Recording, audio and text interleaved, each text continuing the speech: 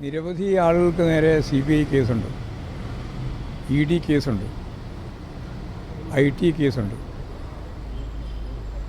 പ്രത്യേകിച്ച് കേരളത്തിൽ ഇടതുപക്ഷ ജനാധിപത്യ മുന്നണി ഗവൺമെൻറ്റിൻ്റെ ഭാഗമായിട്ട് നിൽക്കുന്ന, ഗവൺമെൻറ്റിൻ്റെ തന്നെ നേതൃത്വം കൊടുക്കുന്ന മുഖ്യമന്ത്രിക്കെതിരെയും മുഖ്യമന്ത്രിയുടെ മകൾക്കെതിരെയും പാർട്ടിക്കെതിരെയും ഗവൺമെൻറ്റിനെതിരെയും ഒക്കെ നിരവധിയായ കള്ളപ്രചാരവേല, അതിൻ്റെ ഒരു ഉപകരണമായിട്ട് CBI, അതുപോലെ ED, IT ഉൾപ്പെടെയുള്ള കേന്ദ്ര ഏജൻസികൾ ഇവരെല്ലാം ഉപയോഗിച്ചുകൊണ്ടിരിക്കുകയാണ്.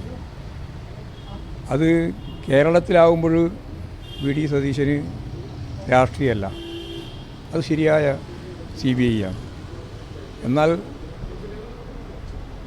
സോണിയാഗാന്ധിയെയും അതുപോലെ തന്നെ രാഹുൽ ഗാന്ധിയെയും ഒക്കെ കേസിൻ്റെ ഭാഗമാക്കി വരുമ്പോൾ അത് രാഷ്ട്രീയമാണ്.